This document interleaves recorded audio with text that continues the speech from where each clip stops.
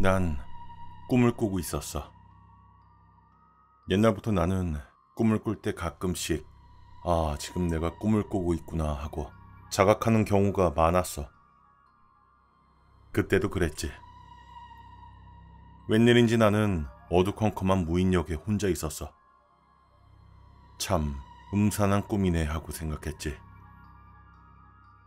그러자 갑자기 역에서 기운 없는 남자 목소리로 안내 방송이 흘러나왔어. 곧 전차가 옵니다. 그 전차를 타면 당신은 무서운 일을 당하게 될 겁니다. 의미를 알 수 없는 내용이었어. 그리고 곧이어서 전차가 들어왔어. 전차라기보다는 놀이공원에 있는 꼬마 기차 그런 거였는데 안색이 안 좋은 남녀 몇 명이 일렬로 앉아있더라고. 참 이상한 꿈이네 하고 그렇게 생각하면서도 이 꿈이 나한테 얼마나 공포를 줄 수 있는지 시험해보고 싶어졌어. 그래서 그 전차를 타기로 했지. 정말 무서워서 못 견디겠으면 그냥 눈을 뜨면 된다고 생각했어. 나는 꿈을 꾸고 있다고 자각하고 있을 때만큼은 자유롭게 꿈에서 깰 수 있었거든. 난 전차 뒤에서 세 번째 자리에 앉았어. 주변엔 미지근한 공기가 흐르고 있어서 정말 꿈인지 의심될 정도로 리얼한 현장감이 있었지. 출발하겠습니다. 안내방송이 흐르고 전차가 움직이기 시작했어. 이제 무슨 일이 벌어질까? 불안과 기대로 두근거렸지. 전차는 플랫폼을 나서자마자 곧바로 터널로 들어갔어. 보라색의 조명이 터널을 묘하게 비추고 있었어. 난 생각했어. 이 터널의 풍경, 어릴 때 놀이공원에서 봤었던 어드벤처 라이드 같은 그런 풍경이라고. 이 전차도 결국은 꼬마 기차고 결국 과거 내 기억에 있는 영상을 그대로 가져온 것뿐이라 별로 무섭지 않다고 그렇게 생각했어. 그때 또 안내방송이 흘러나왔어.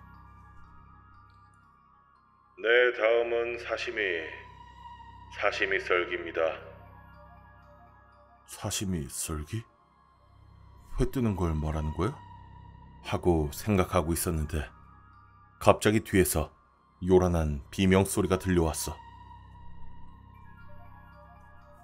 뒤를 돌아보니까 전차 맨 뒤에 앉아 있었던 남자의 주변에 넝마 같은 걸 걸친 4명의 난쟁이가 우글우글 모여있는 거야. 자세히 보니까 남자는 칼로 몸이 찢겨서 정말로 생선회처럼 되어 있었어. 강렬한 악취가 주변을 감쌌고 귀가 아플 정도로 남자는 크게 비명질렀어. 남자의 몸에서 차례로 내장이 꺼내지면서 피투성이의 장기가 여기저기 흩뿌려졌지. 내 바로 뒤에는 머리카락이 긴 안색이 나쁜 여자가 앉아 있었는데 바로 뒤에서 난리가 나는 찰나에도 말없이 앞만 계속 보고 있을 뿐이었어. 전혀 신경도 쓰지 않는 것 같더라고. 난 역시 상상을 초월하는 전개에 놀라서 정말 이게 꿈인가 싶기 시작했고 무서워져서 조금만 더 보고 나서 눈을 뜨자 했지. 정신 차리고 보니까 맨 뒷좌석의 남자는 사라져 있었어. 하지만 검붉은 피와 고깃덩어리 같은 건 남아있더라고. 내 뒷좌석의 여잔 여전히 무표정하게 한 지점을 뚫어지게 쳐다보고 있었어. 네, 다음은 파내기입니다. 안내방송이 흘러나왔어. 그러자 이번엔 2명의 난쟁이가 나타나더니 이상하게 생긴 수품 같은 걸로 뒤에 있는 여자의 2 눈을 화내기 시작했어. 아까까지만 해도 무표정이었던 그녀의 얼굴이 고통 때문인지 엄청난 형상으로 변하더니 내 바로 뒤에서 고막이 찢어질 것만 같은 큰 소리로 비명을 질렀어. 눈에선 안구가 튀어나와 있었어. 피랑 땀 냄새를 도저히 견딜 수가 없었지. 난 무서워져서 떨면서 앞을 보고 몸을 웅크렸어. 이젠 깨야 될 것 같은데 더는 못 참겠어. 게다가 다음은 세 번째에 앉아있는 내 차례였거든.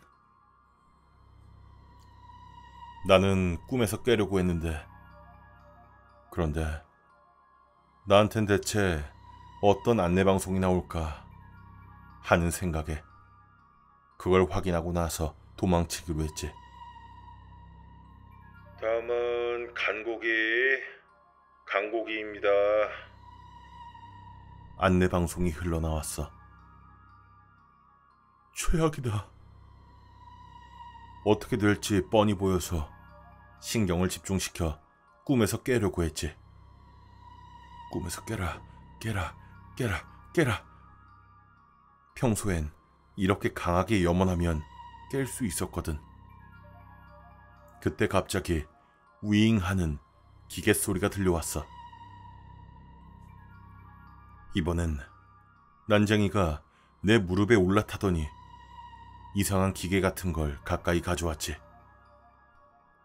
아마 나를 갈아서 타지는 도구겠지.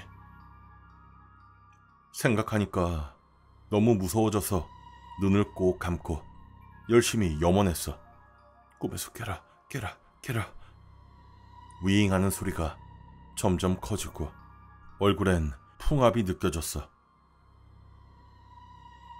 이제 끝이다 싶은 순간 조용해졌어. 가까스로 악몽에서 빠져나올 수 있었지. 온몸이 땀으로 흠뻑 젖어 있었고 눈에서 눈물이 흐르고 있었어. 난 침대에서 부엌으로 가서 물을 엄청 마시고 나서야 진정할 수 있었지.